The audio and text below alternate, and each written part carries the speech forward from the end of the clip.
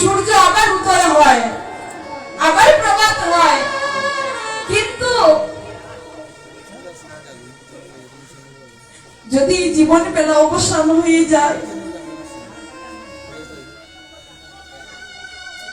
তাহলে এই জীবনে বেলা আর আসবে না।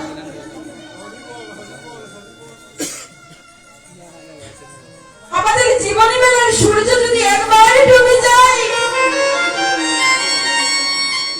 সেই সূর্য আর কখনো উদয় হবে না। আজ লালা বাবু মনে মনে চিন্তা করিলে, একই আমি জমিদারি করতে করতে আমি তো বহু বাড়ির কথা ভুলেই গিয়েছিলাম যে আমার জীবনে বেলা অবসান হয়ে যাচ্ছে, আমাকে আপনে করে যেতে হবে। তিনি মনে মনে চিন্তা করছেন এই সব কিছু আমি পরিত্যাগ করে দেব। ছুটে চলেছেন গৃহপাঠে, সেখানে গিয়ে রাজবেশ পরিত্যাগ করে বাবা একটি গেরুয়া বস্ত্র পরিধান করি, আজ গলের মধ্যে একটি গামছা, সেই গামছা দিয়ে আজ গুরুদেবের কাছে যাচ্ছে। গুরুদেব, গুরুদেব। কে? আমি লালা। ও, তুমি বুঝি জমিদার লালা? না গুরুদেব, আমি জমিদার লালা নই, আমি বাবু নই, আমি জমিদার নই, আমি এখন পথেরই কাঙ্গাল। গুরুদেব, আমায় দীক্ষা দাও।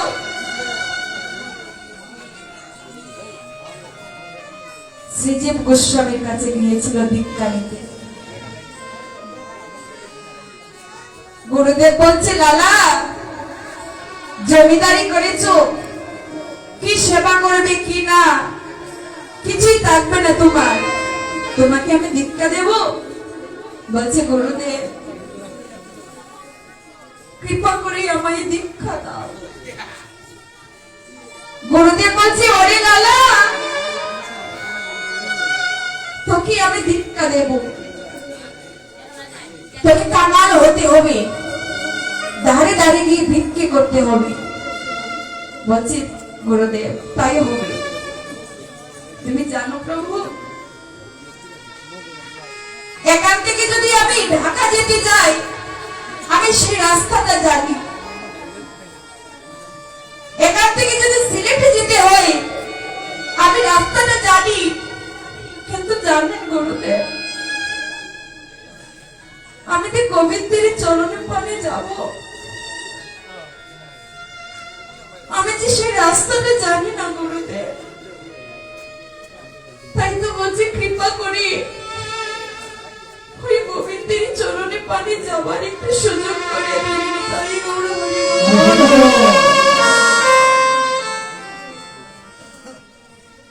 গুরুদেব বলছে, লালা বেশ তাই হবে, তোমাকে আগে ভিক্ষে করতে হবে।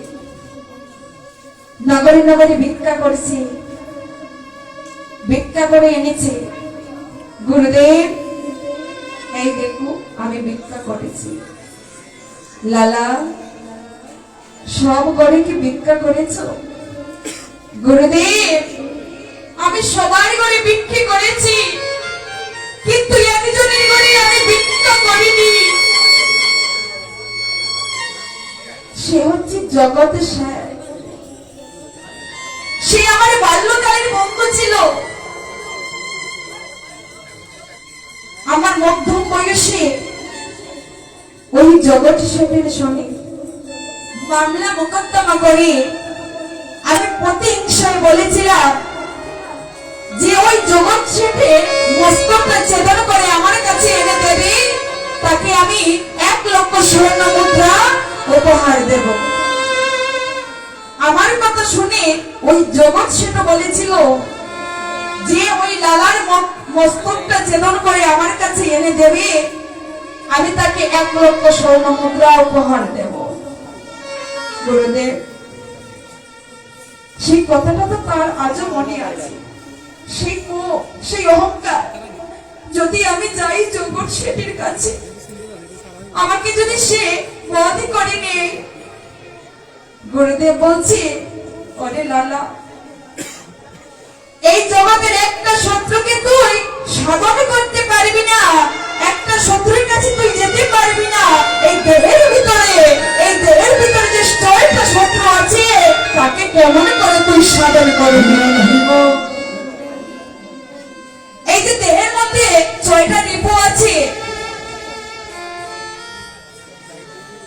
এই রিপুকে কেমন করে সাধন করবি?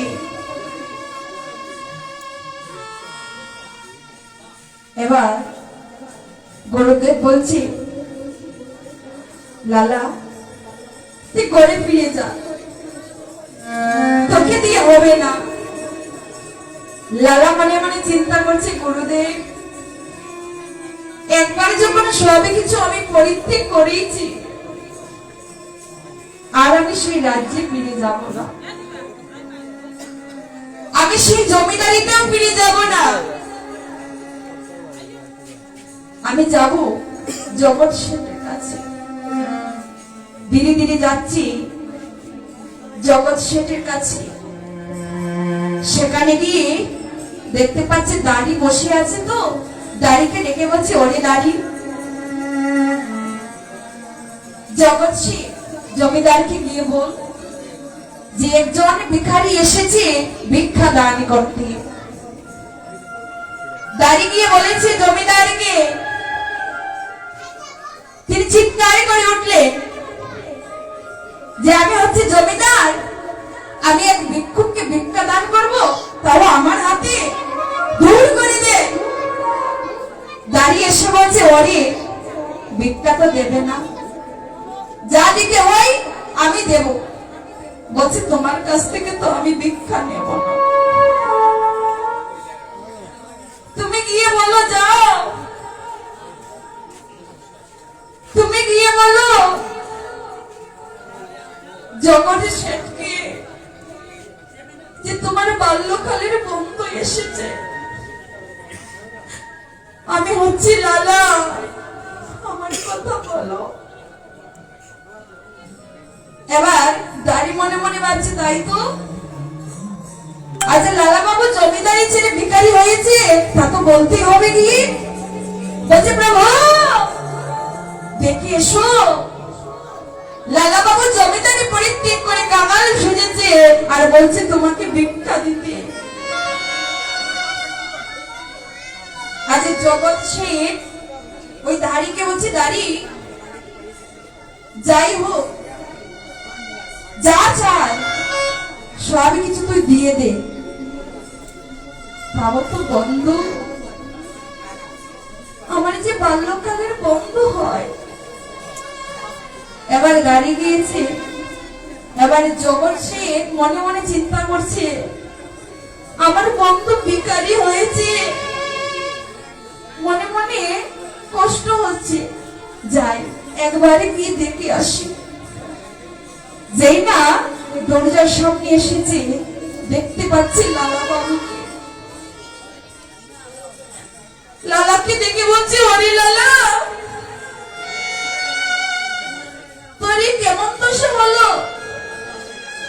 তোর জমিদারি ছেড়ে দিয়ে তুই কেন কাঙালের বেশে ধারণ করলি? লালা বলছে, ওরে বন্ধু,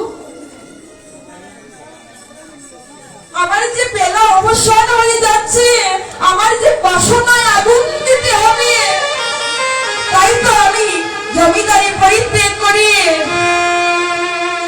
আমি কাঙালের বেশি ধারণ করেছি। আমি গোবিন্দ চরণ আশ্রয় করব বলে আমার জমিদারি আমি পরিত্যাগ করেছি। এবার জগৎ শেঠ বলছে, ওরে বন্ধু, তোর বাসনায় আগুন দিবি, তোর বেলি অবসান হয়ে যাচ্ছে। ওরে বন্ধু, আমারও তো জীবনে বেলা অবসান হয়ে যাচ্ছে, আমি কি বাসনায় আগুন দেব না?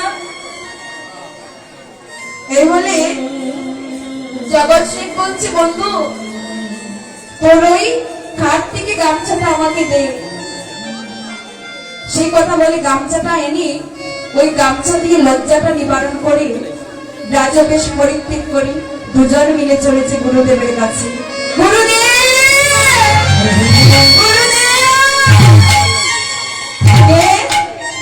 গুরুদেব আমি এসেছি, দেখো।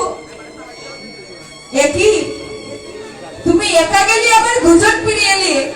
ওকে, ওই তো সেই বন্ধু, আমার বাল্যকালের বন্ধু জগৎ সেন। তখন গুরুদেব দেখে আনন্দিত যে শত্রুকে নিয়ে এসেছে আজ বন্ধু করে বাসময় আগুন দেবে বলে। এবার বলছে কি,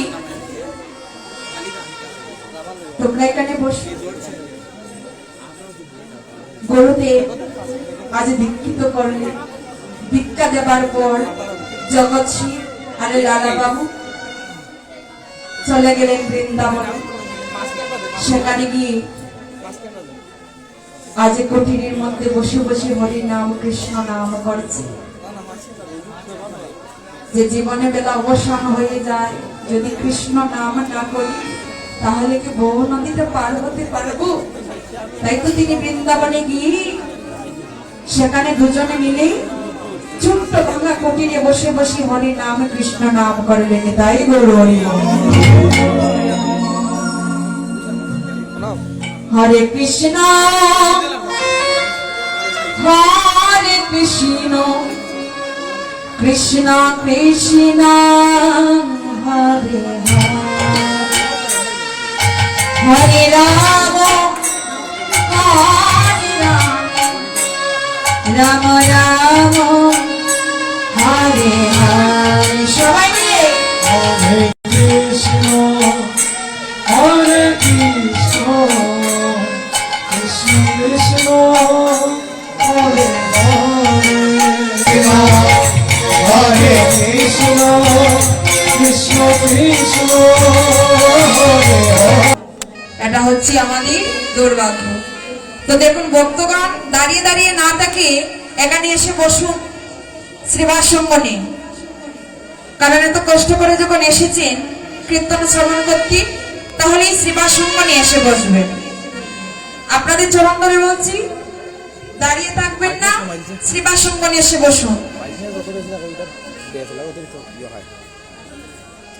তো দেখুন এখন যে প্লেটটি হবে সেটা হচ্ছে রূপ অভিষেক, রূপ গাইব। তো যে রূপ বাবা শ্রীকৃষ্ণ চৈতন্য লীলা অদ্ভুত অনন্ত, ব্রহ্মা বিষ্ণু শিব যার দিতে নাহি অন্ত। যার লীলার কথা বলি চতুর্মুখী ব্রহ্মা বলে শেষ করতে পারেননি, পঞ্চমুখী ভোলানাথ বলে শেষ করতে পারেননি বাবা। আর এই অধম কেমন করে সেই রূপের কথা বলবে, যে রূপ আমি কখনো দর্শন করিনি, আজ সেই রূপের কথাই বলবো। তবে হ্যাঁ, আজ গুরুমুখে যতটুকু আস্বাদন করেছি ততটুকুই বলার চেষ্টা করব। আপনারা আমার পূর্ণ আশীর্বাদ করুন, যেন একটু হলেই সেই গুণগান কীর্তন করতে পারি, একটু হলেই বলতে পারি। কারণ ভগবানের তত্ত্ব কথা বলার মতো তত্ত্ববিদ আমি নই। ভগবানের তত্ত্ব কথা বলবো সেমন তত্ত্ববিদ আমি নই। আপনারা যদি পূর্ণ আশীর্বাদ করি তাহলে কিঞ্চিত একটু কীর্তন কথা বলতে পারবো। তো আজ রূপ দেখেছে, সেই রূপ দেখে পাগল হয়ে এসেছে কে? জগৎ লক্ষ্মী দেবী বিষ্ণুপ্রিয়া বেলি অবসানী কালী আজ গৌর রূপ হেরে তিনি গৃহে ফিরে এসেছে। আজ জল আনতে গিয়েছিলেন বেলি অবসানী কালে বিষ্ণু পূজার জল আনয়নের জন্য। তিনি ধীরে ধীরে গেলেন ওই সুরতনী গঙ্গার দিকে। সেখানে গিয়ে এমন এক রূপ নয়নে দর্শন করিলেন সে রূপে হেরে পাগল হয়ে গৃহে ফিরে এসে বলছে, কাঞ্চনারি, আমি তো কাজ ভালো করি নাই, আমি কাজ ভালো করি নাই। আমি জল আনতে গিয়ে আজ নয়নে জলের বেশি আসছে। আমার কালকে ছিল কলসি, সেই কলসি পাশে দিয়ে শূন্য হাতে ফিরে এসেছি। আজ জগৎ লক্ষ্মী দেবী বিষ্ণুপ্রিয়া কাঞ্চনাকে বলছে, কাঞ্চনারি, আমি কেন গেলাম ওই সুরদনী ওই আমি কেন গেলাম ওই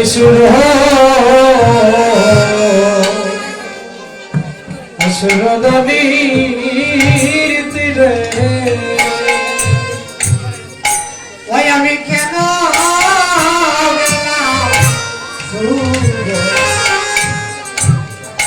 ওই সুরদনীর তীরে, ওই আমি কেন গেলাম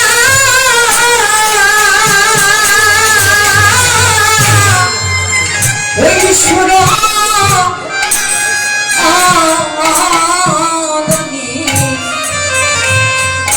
তীরে রে,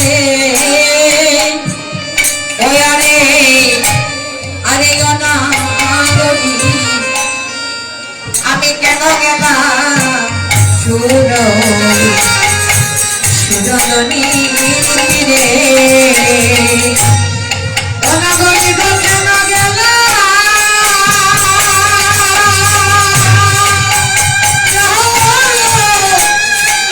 ওই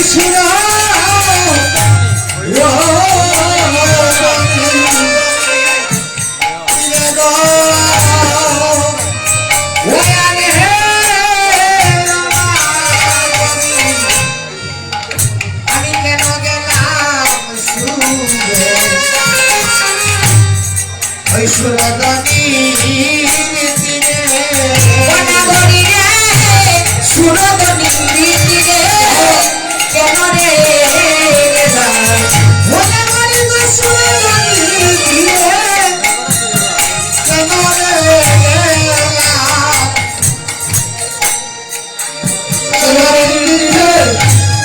কেন রে গেলাম ওরে হাসিয়া গেলাম আমার ভাবিয়া আইলা ওই না সুরদনীর তীরে, ওই আমি সুরদনীর তীরে, কেন রে গেলাম আমি সুরদনীর তীরে কেন ওই আমি সুরদনীর তীরে, কেন রে গেলাম সুরদনীর তীরে, ওই আমি হাসিয়া গেলাম ভাবিয়া আইলা ওই আমি তীরে, কেন রে গেলাম ওই আমি হাসিয়া গেলাম ভাবিয়া আইলা সুরদনীর তীরে, কেন রে ওই আমি হাসিয়া গেলাম ভাবিয়া আইলা সুরদনীর তীরে, কেন রে গেলাম।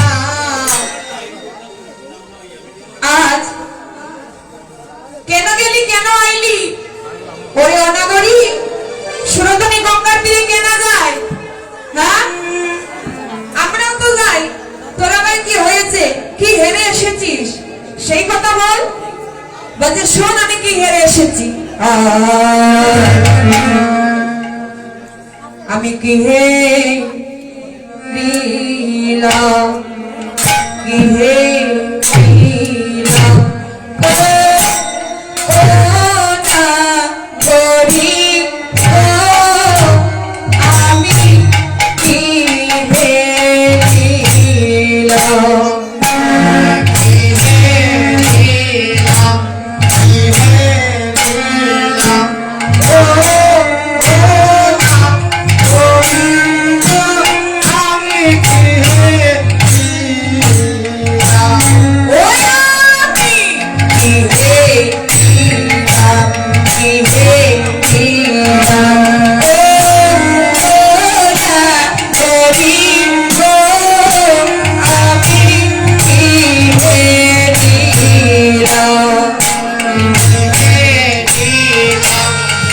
Yeah.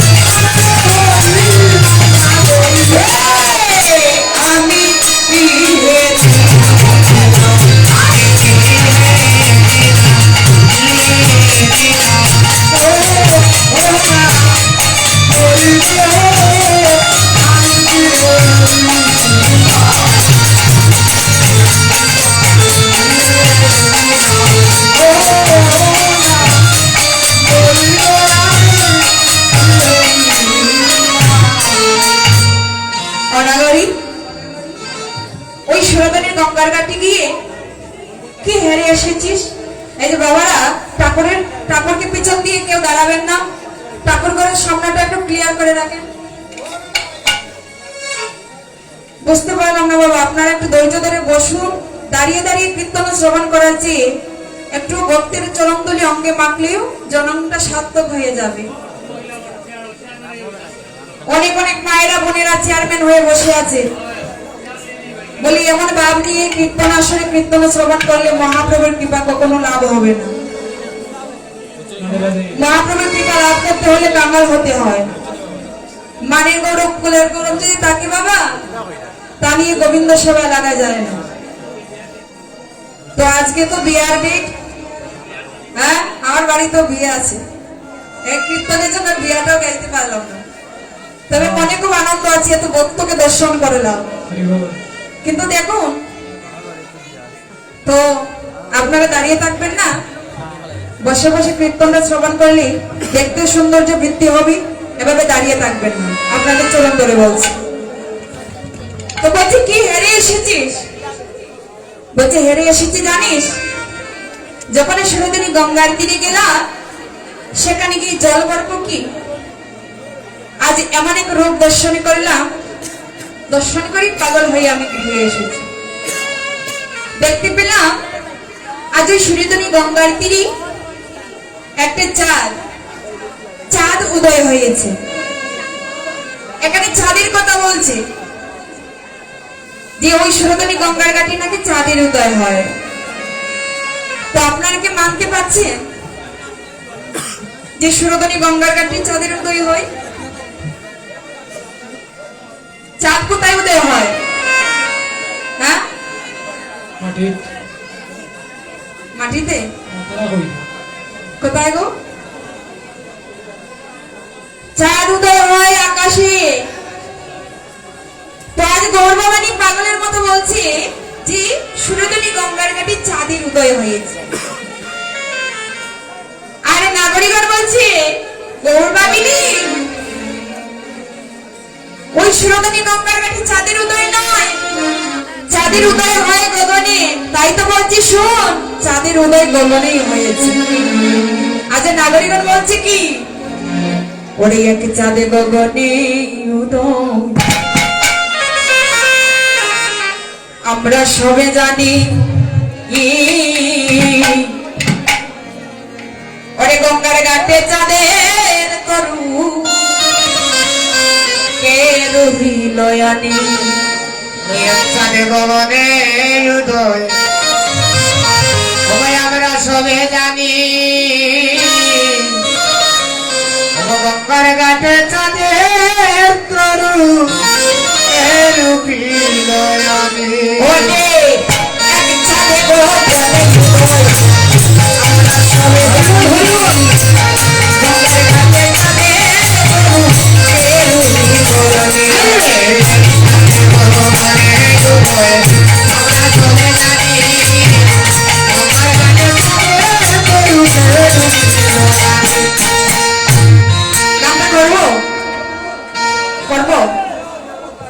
কার কার সম্মতি আছে দুটো বাহু তুলতে হবে? হ্যাঁ, বাহু তুলে সবাই। সবার বাহু আছে? আমার বড় ভাইরা পকেটের মধ্যে হাত ঢুকিয়ে রেখেছে, তাহলে হাতের তালিটা কেমন করে হবে? কৃষ্ণ নামেই তো আনন্দ, তাই না? তো যারা যারা হাতে তালি করবে না, আমিও গাইবো না। গাইবো, হাতে তালি হবে। হ্যাঁ, দুটো বাহু তুলে। দেখুন, আমি গত বছর এই আসরে কীর্তন করেছিলাম, মনে আছে তো সবার? আমাকে চেনেন? আমি এবার আপনাদের আত্মীয়ের মতো হয়ে গিয়েছি, সবার মুখটাই আমার পরিচিত। তাই আপনাদের দেখে আমার দ্বিগুণ আনন্দ বেড়েছে। ঠিক তেমনি ভাবে রূপ বিচার করেছিলাম, আপনারা আনন্দ দিয়েছিলেন, আমিও সাধ্যমতো আনন্দ দেওয়ার চেষ্টা করেছিলাম। তো আপনারা সবাই মিলে হাতে তালি দেবে, কৃষ্ণ নামেই আনন্দ হয়ে যাবে। ওরে এক চাঁদে গগনে উদয় আমরা সবে জানি।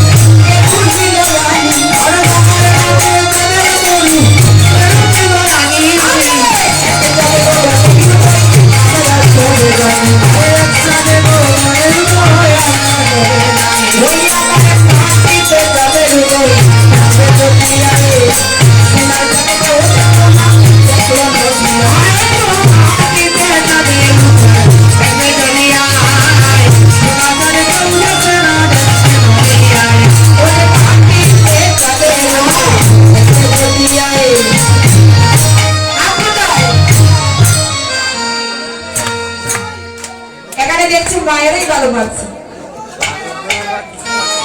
মায়েরা 100-এর মধ্যে 100। হ্যাঁ মায়েরা দেখিয়ে দিই, আমরাও পারি। এখন মায়েরা দেবে, একবার হুলুদড়ি করুন সবাই।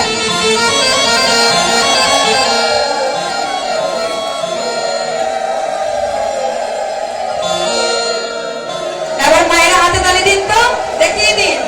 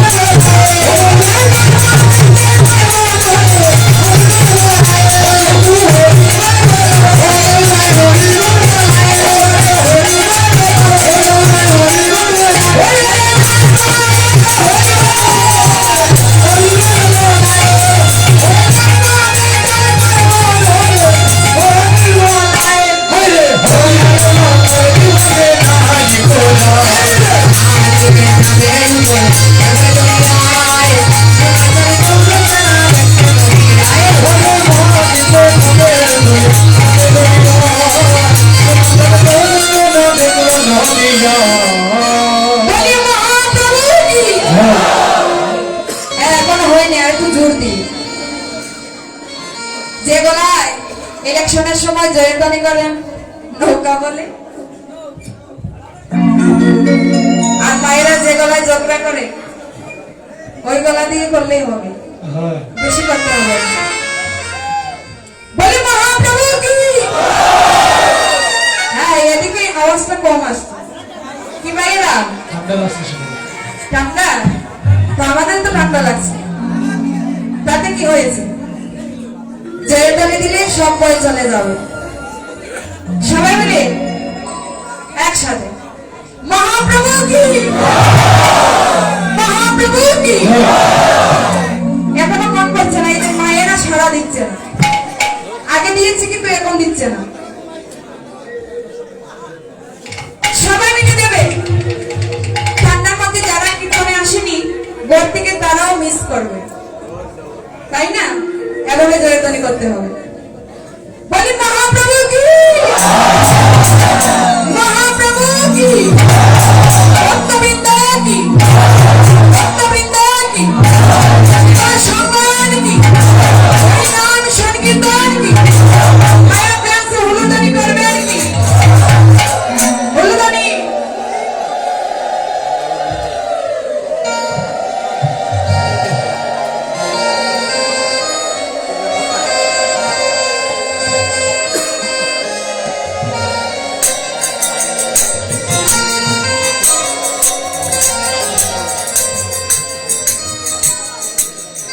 দেখুন, আজ গৌরবাবিনী কাঞ্চনাকে বলছি, কাঞ্চনা রে, আজ আমি সুরধনী গঙ্গার তীরে চা ধরে এসেছি। তো আজই নাগরিকগণ বলছে যে শোনে গৌরবাবিনী, চাঁদের উদয় হয় আকাশে। আর গৌরবাবিনী বলছে চাঁদ উদয় হয় ওই সুরধনী গঙ্গার তীরে। বলছে শোন শোন, গগনে চাঁদের উদয় হয়, ওই চাঁদের কলঙ্ক আছে। কিন্তু জানিস, আমি সুরধনী গঙ্গার তীরে যে চাঁদের লাইনে দর্শন করেছি ওই চাঁদের কোনো কলঙ্ক নেই। চাঁদের কলঙ্কটা কি? হ্যাঁ, চাঁদের কলঙ্ক কি? বলি চাঁদের কলঙ্কটা কি? চাঁদ মামা কয়টি বিবাহ করেছে? 30টি। কয়টি বিবাহ করেছে চাঁদ মামা? কয়টি গো? 27টি। বাবা, এত কন্যা পেলা কোথায়? দক্ষরাজের 63 জন কন্যা ছিল,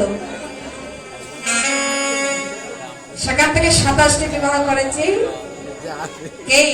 চাঁদ।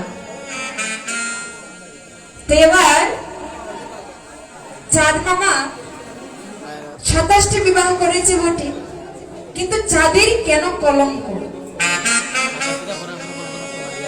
দেখবেন বাবা, আকাশে যে চাঁদের উদয় হয় ওই চাঁদের গায়ের মধ্যে কালো কালো দাগ আছে, আছে তো? এটা হচ্ছে চাঁদের কলঙ্ক।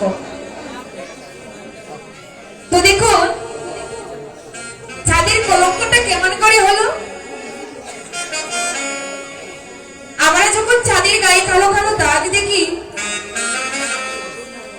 অনেক সময় আমাদের মনে প্রশ্ন জাগে যে ওই চাঁদের গায়ে কেন কালো কালো দাগ। কিন্তু আমরা ঠাকুমারা বলতেন কি যে ওই চাঁদে নাকি ঘোরাঘুরি দেখা যায়। কেউ বলতো বট গাছ, কেউ বলতো কলা গাছ, যার যেমন ভাব সেমনই কথা বলতো। কিন্তু আসলে তা নয়, এই কালো কালো দাগ হচ্ছে চাঁদের কলঙ্ক। চাঁদের কলঙ্ক কেমন করে হয়েছিল? চাঁদের গুরুমাতা ছিল তারা দেবী, গুরু বৃহস্পতির স্ত্রী। চাঁদ এত সুন্দর ছিল, এত রূপ ছিল যে চাঁদকে একবার নয়নে দর্শন করত, চাঁদের প্রেমে আকৃষ্ট হয়ে যেত। তো গুরুমাতা পর্যন্ত রেহাই পেলেন না, চাঁদের প্রেমে আকৃষ্ট হয়েছে। তখন গুরু বৃহস্পতি চাঁদকে অভিশাপ করলেন, চাঁদ, যে রূপের কারণে তোমার গুরু মাতা পর্যন্ত রেহাই পেল না, এই জগতের বুকে তোমার এমন রূপ আর রইবে না নিতাই গো হরি বল। এই জন্য চাঁদের গায়ে কালো কালো দাগ। গৌরবামিনী বলছে সন্ধ্যাগরি আকাশে চাঁদের উদয় হয়, কিন্তু সুরধনী গঙ্গার ঘাটেও চাঁদের উদয় হয়। আমি দেখলাম ওই সুরধনী গঙ্গার তীরে আমার গৌরচাঁদ দুটো বাহু তুলে হরিবল বলে নৃত্য করছে। এত সুন্দর করে নৃত্য করছে, কি বলবো তোকে, শোন তোকে বলছি।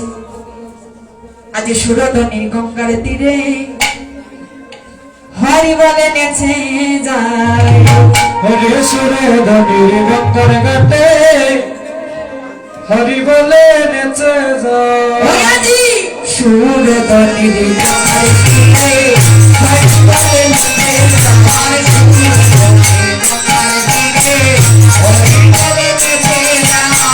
সুরধনীর গঙ্গার তীরে হরি বলে নেচে যায়। সুরধনীর গঙ্গার তীরে হরি বলে নেচে যায়।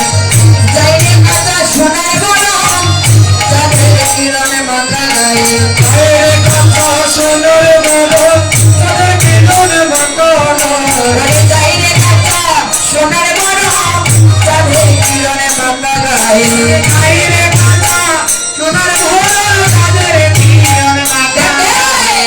সুরধনী গঙ্গার তীরে হরি বলে নেচে যায়। সুরধনীর গঙ্গার ঘাটে হরি বলে নেচে যায়। সুরধনী গঙ্গার তীরে হরি বলে নেচে যায়। সুরধনী গঙ্গার তীরে হরি বলে নেচে সোনার বরণ চাঁদের কিরণ মাথা গায়ে। আইরে কাঁটা সোনার ভোর চাঁদের কিরণ মাথা গায়ে।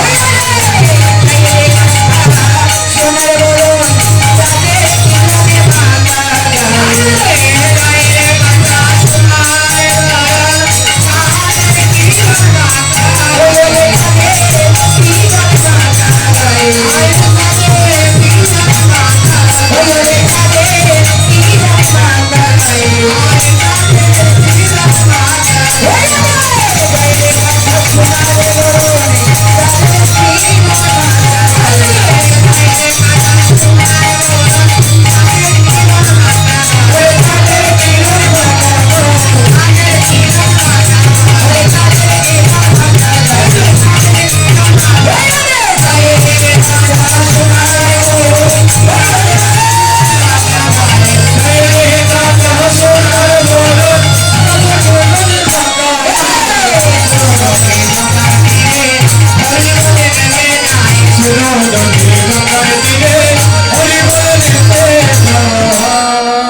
অনাগরি আজ সুরধনী গঙ্গার তীরে গৌরচাঁদ আমার দুটো বাহু তুলে নৃত্য করে হরি বল বলে যাচ্ছে। এত সুন্দর নৃত্য কি বলবো, যে একবার দেখবি সেই আমার গৌরচাঁদের প্রেমে পড়ে যাবে।